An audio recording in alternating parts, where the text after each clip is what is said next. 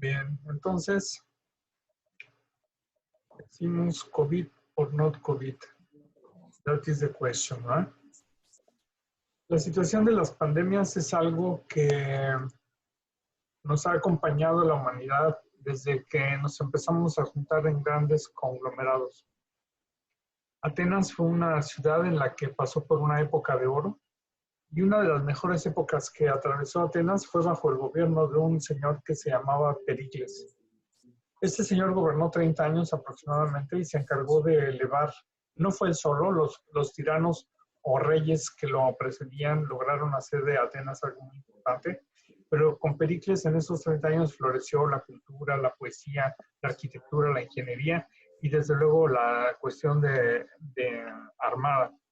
Se supo proteger muy bien, hizo grandes murallas de sus enemigos como Esparta y los persas, hizo trato con ellos para que no hubiera grandes guerras y pudieron mejorar grandemente. Él fue el que, de hecho, es el que mandó a hacer, conocemos como en Atenas, como los templos a los que va todo el mundo a ver ahorita, se hicieron durante su reinado o su tiraneado, porque en realidad eran tiranos. Tirano es lo mismo que rey. Entonces lo que pasó fue que llegó un momento de pérdida de equilibrio de ese bienestar y sus enemigos otra vez empezaron a atacarlo y entonces la gente se vino a refugiar adentro de las murallas. Como estas personas quemaban los campos de afuera, la gente que iba a atacar no tenía con qué comer y los ejércitos se regresaban. Era una táctica de Pericles, pero la gente aglomerada dentro de estas ciudades fue la que empezó a presentar estos problemas de pandemias, dado porque había hacinamiento, porque había botes que llegaban del mar Egeo con ratas, con peste, no se sabe exactamente qué tipo de germen fue. El caso es que esto inició el gran debacle de la ciudad de Atenas. A todos le reclamaron a Pericles y le dijeron que por qué había gastado tanto dinero en hacer cosas que eran superfluas, no se había preocupado por otras cosas más importantes, como siempre, si les suena, es lo que está pasando ahorita. Entonces, le hicieron que renunciara. Renunció, se recluyó, todo triste y deprimido, y finalmente, como no pudieron controlar todo este lío, volvieron a pedirle que regresara, regresó otra vez y ayudó a que saliera adelante. Pero ya no, Atenas nunca fue la misma otra vez. Entonces, Pericles es famoso por eso.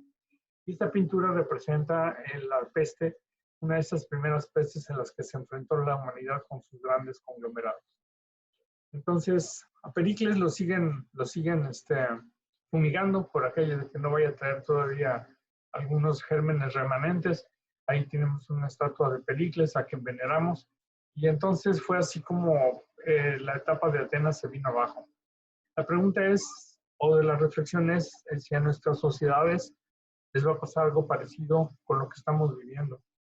Otra de las grandes pestes se dio en una etapa de los romanos, cuando Galeno era el médico del emperador. Por si les suena, hay un libro que se llama así, es una novela, está interesante, vale la pena leerlo.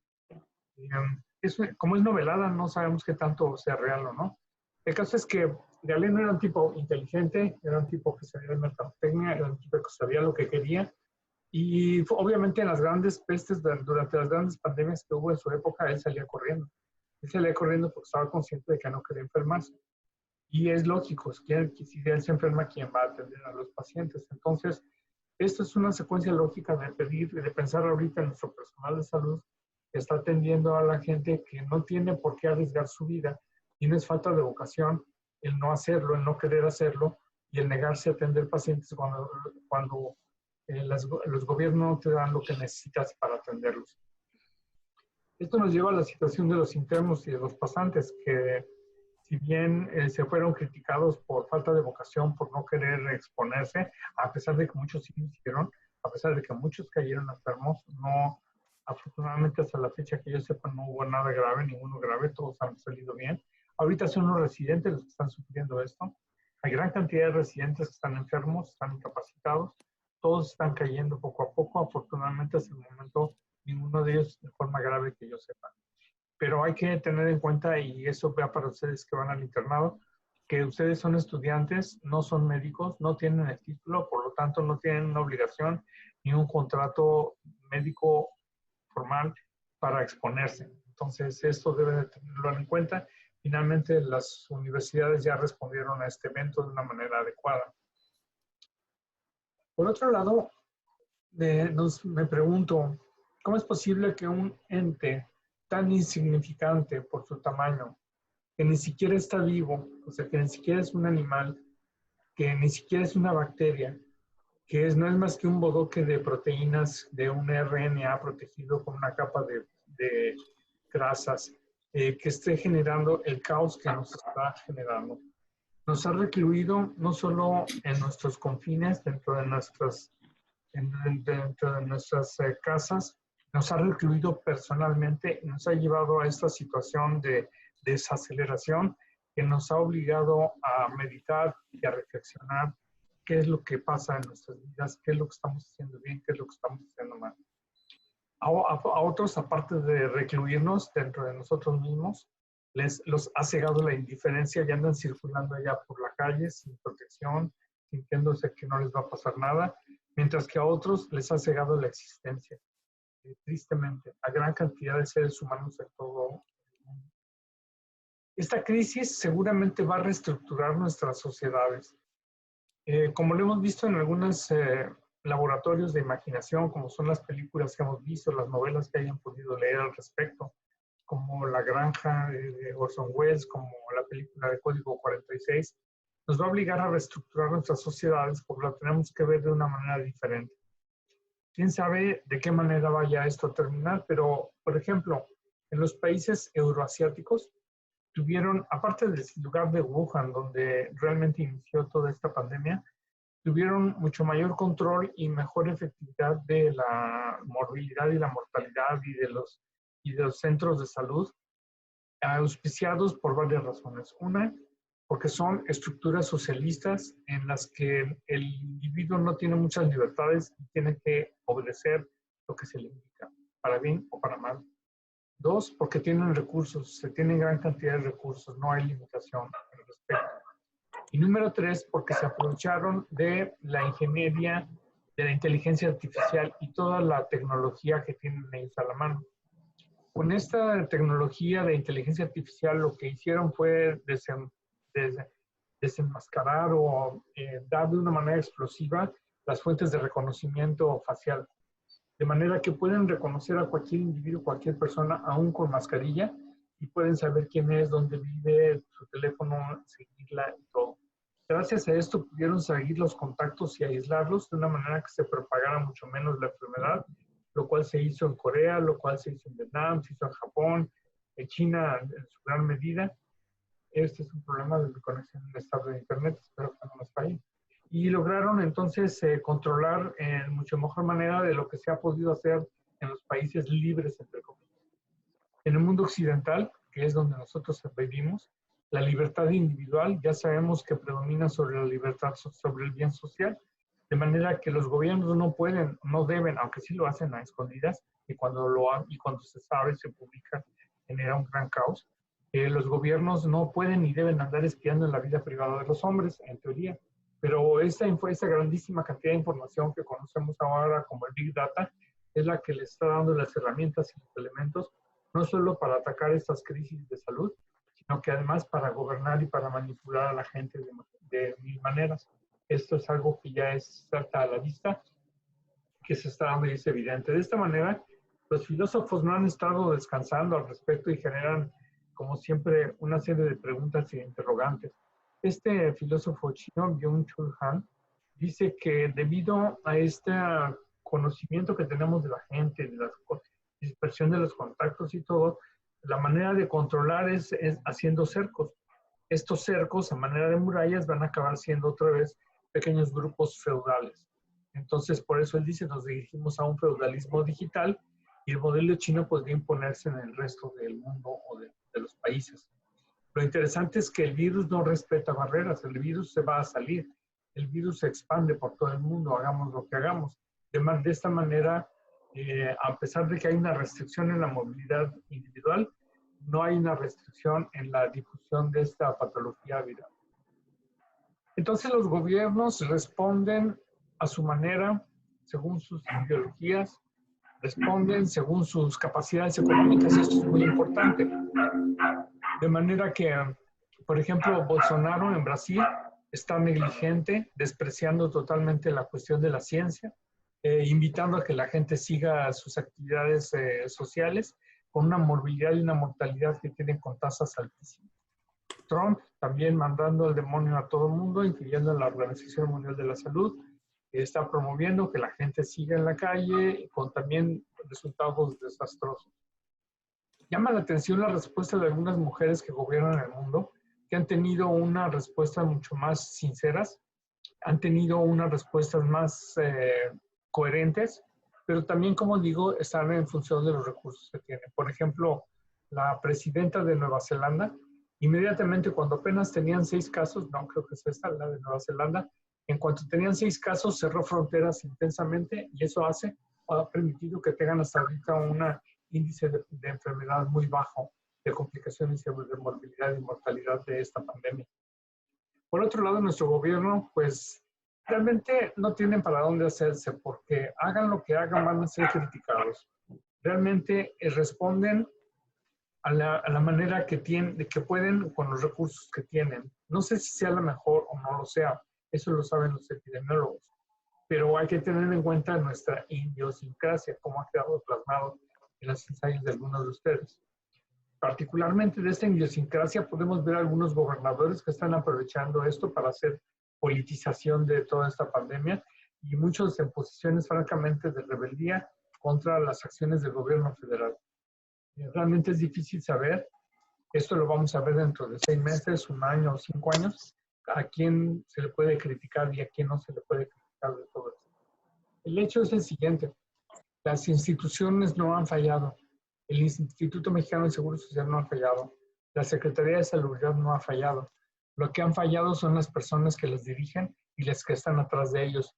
Y han fallado porque no han invertido lo necesario, porque han desfalcado las instituciones y porque no han invertido ni tienen cantidad de dinero suficiente, porque está perdido en hospitales apenas abandonados, está perdido en medios y recursos que han sido desechados, manejados de una inadecuada manera. En lo personal no confío en los seres humanos porque las ideologías que están atrás de ellos, ya sea el nazi, ya sean los fanáticos, no tienen la capacidad para hacer un mundo mejor. Ellos están pensando solo en un pequeño grupo de personas que son los que creen que pueden sacar adelante el mundo. Lo que sí es un hecho es que en una situación como esta, en una pandemia como esta, en una crisis de salud, las necesidades son ilimitadas, mientras los recursos van a ser siempre limitados. Aparte porque han sido sacados, pero siempre van a ser limitados. Esto convierte la situación en un embudo.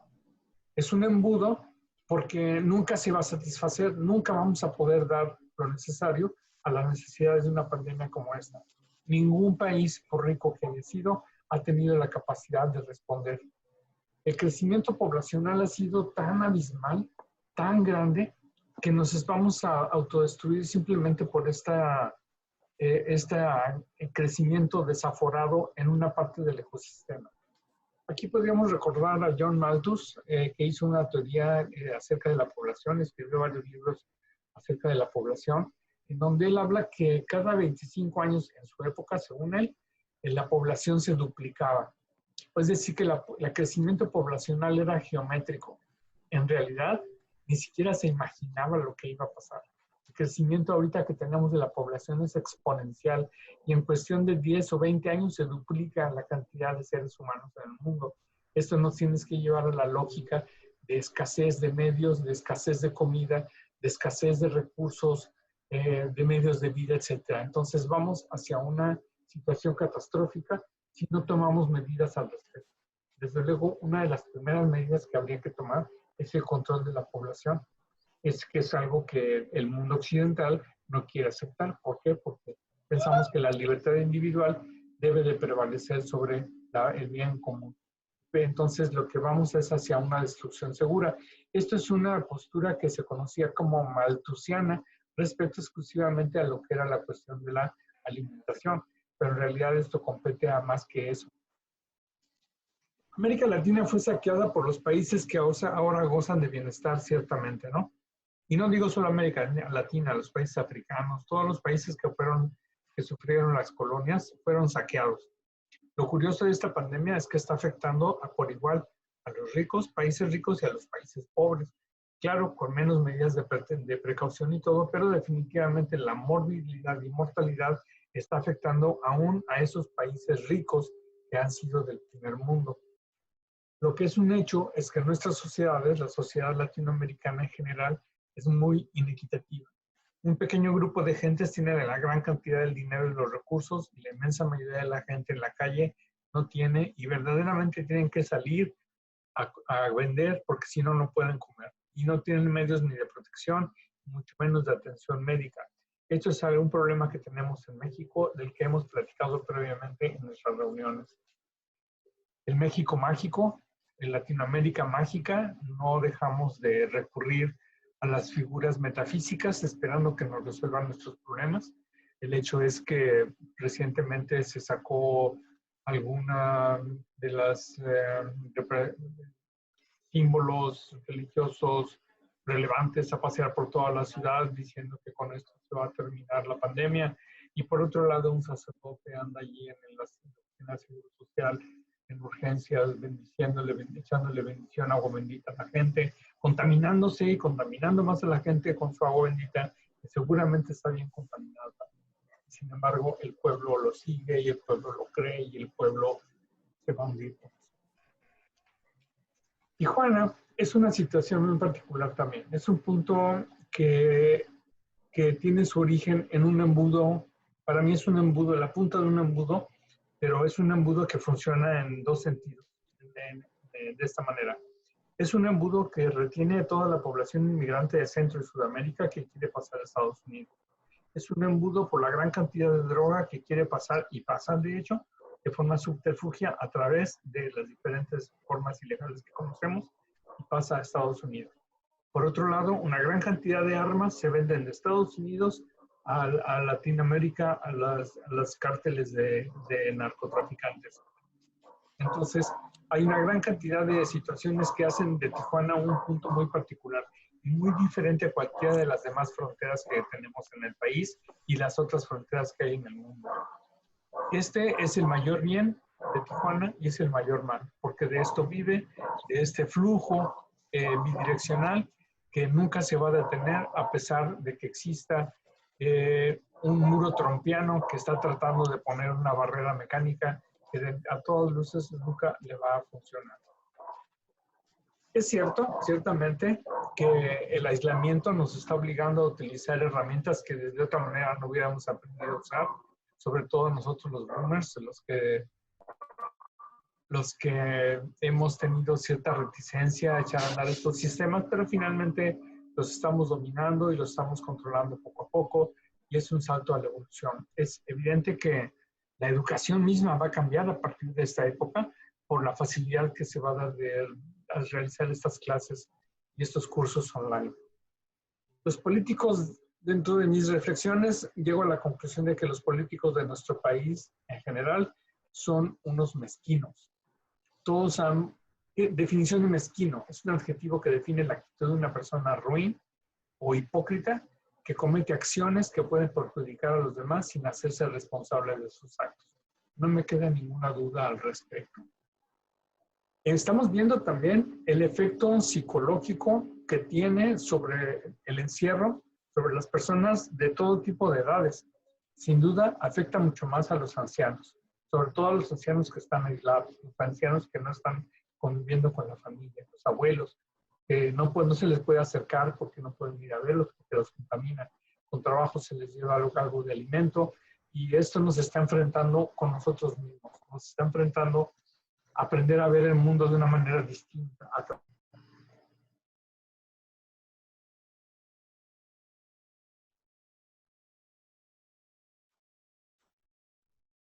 Esto me recuerda también. ¿Ven ustedes la pantalla? No. ¿Ven la pantalla? ¿No la ven? Sí.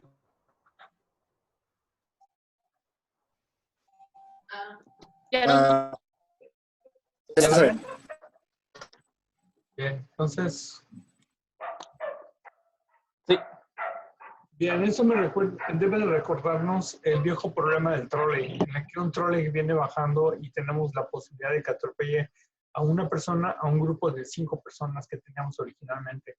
Aquí la situación ha cambiado un poco. Ahora los gobernantes tienen que decidir entre el bien económico y el bien de las personas, o sea, el menos daño social contra el menor daño económico, porque ya sabemos que a una mayor restricción de convivencia social hay una mayor caída de la economía, y ese es el balance que tienen que estar decidiendo los gobernantes en base a sus recursos. Por eso la forma de responder difiere de cada país y por eso es difícil atribuirle a un país un método para todos el mismo. Alguien comentaba ya en su ensayo acerca de las vacunas y de la ganancia que va a generar esto a las empresas que están invirtiendo en ello. Esto es totalmente natural en el sentido de un sistema capitalista. Las compañías que están invirtiendo no lo están haciendo por el bien de la humanidad, sino lo están haciendo por obtener una ganancia. Es decir, a lo mejor sí les interesa que no se mueran sus pueblitos y que llegue un día que tengan las vacunas, pero les interesa recuperar el dinero que están invirtiendo. Y eso va a suceder y no hay manera de evitarlo. Él es lo que se conoce como el capitalismo salvaje. Alguien también decía que si no sería este virus una parte de una guerra biológica. Y bueno, realmente no es posible descartarlo al 100%, pero no hay que irse con las teorías conspiracionistas y con las fake news. Es tanto como caer en el terraplanismo, en pensar que la luna nunca fue conquistada porque eran fotografías, que en el espacio no hay viento, que cómo es que la bandera se movía, que las vacas que hay abducciones por los marcianos que nos están vigilando desde hace muchos años. Realmente no hay elementos científicos ni lógicos para pensar que estas situaciones sean verdaderas. Entonces, hay que tratar de, como médicos y científicos, de no caer en ello. Una cosa que me llamó mucho la atención fue un comentario que salió de este doctor, no en medicina, sino en derecho, Raúl Carranca y Rivas. No tengo el gusto de conocerlo, seguramente es una persona respetable. Su fama de la familia Carranca, hay abogados de mucho prestigio. Pero lo curioso es que si ustedes leen este artículo, lo que dice es que cualquier médico que tome una decisión está solapando un homicidio. Aquel médico que decida entre uno y otra persona atenderla, lo que está haciendo es hacer un homicidio. Y obviamente lo cual me parece inadecuado. Creo que es difícil aceptar esto, a pesar de que sea un abogado tan experto. Entonces, uno de los médicos que le contestan, perdón, no es médico, también es otro abogado, es el señor Octavio Hernández, le dice que recurrir al principio de vida completa no discrimina injustamente a las personas. Esto es porque el joven tiene más que perder cuando muere antes de tiempo, mientras que el anciano de 60 o 70 años tiene menos que perder porque ya tiene una vida casi totalmente satisfecha. Ok, esto es una manera de entenderlo, pero por otro lado, si yo pienso en un malandrín salvatrucha de 20 años, para escogerlo entre un médico virólogo que puede descubrir la vacuna contra el COVID de 70 años en pleno uso de sus facultades, se me hace absurdo escoger entre cualquiera de estas dos personas y darle preferencia al otro por su sola juventud. Sin embargo, así es como vienen las guías y así es como tenemos que aceptarlo por lo pronto. Debe de quedarnos claro que ningún país estaba listo para una pandemia de esta magnitud. Debe de quedar claro que también en Estados Unidos han tenido restricciones y que hay quejas y que hay protestas. Debe de quedar claro que hay fuerzas políticas que están combatiendo cualquier cosa que hagan los gobernantes y diciendo cualquier tipo de incoherencias. Y esto sucede ya no nada más a nivel de fake news, sino a nivel de gobernadores, ¿no?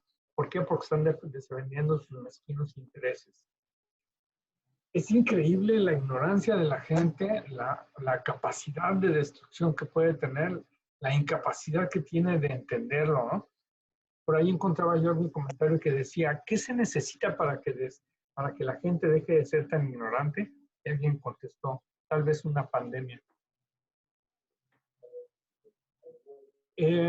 Ciertamente cuando se hizo la guía que ustedes leyeron, en esta guía la UNAM se deslindó de esta guía porque no participó en ningún momento en los debates, ni la Escuela de Derecho, ni la Escuela de Filosofía. Y es curioso que cuando salió esta guía, el presidente de la Comisión de Bioética renunció, Dicen que por motivos personales, pero parece ser evidente, ahora sí quedan 10 minutos nada más, pero parece ser evidente que renunció porque no estaba de acuerdo en las formas en las que se determinaron algunas decisiones. Entonces ya les decía yo que es increíble justificar, para mí es difícil de entender que un joven malandrín de 20 años tenga preferencias sobre una persona de 70 años que tenga un gran conocimiento científico y pleno uso de sus facultades y pueda llegar a producir más que lo que hace un malandrín de 20 años en toda su existencia. Esta crisis se está dando en todo el mundo. Esto está llevando a filósofos de todo el mundo a pensar. Esta filósofa Arundhati Roy es de la India y dice que nada podría ser, estamos ante un portal en el sentido de una puerta y después de esta puerta nos espera otro mundo y tenemos que encontrar una forma diferente de habitar el mundo previendo estas situaciones. Si no aprendemos nada después de esto, realmente no vale la pena seguir adelante. Nada podría ser, dice ella, que volver a la normalidad. El paciente que muere de COVID, no he visto ninguno, estoy recluido en mi casa porque soy paciente de alto riesgo, pero lo he vivido a través de mis amistades y de mis amigos y de mis alumnos y residentes y todo. El paciente que entra al hospital solo, no puede ir acompañado de familiares. Cuando lo intuban, el mismo anestesiólogo que se despide de él no sabe si va a despertar o no. El paciente, si muere, no lo pueden verlo sus familiares para despedirse. El duelo que se vive es un duelo no consumado.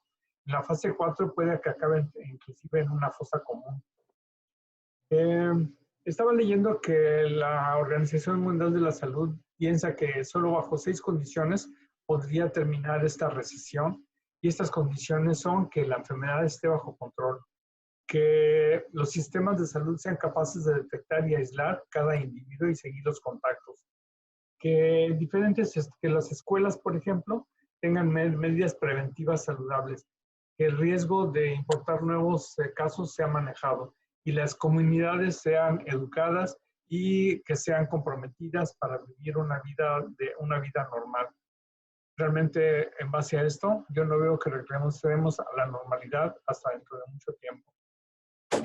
Así pues, realmente, de pensar que nuestra vida... ¿Cuál caja? Perdón, ya vamos a terminar. Definitivamente pensar que nuestra vida depende de un volado es una situación crítica, pero no es más que la punta del iceberg de todo lo que nos estamos enfrentando. Ahora sí, voy a dar por terminada la presentación y regreso para ver algunos comentarios. La voy a cerrar, no se vayan, regreso en unos minutos.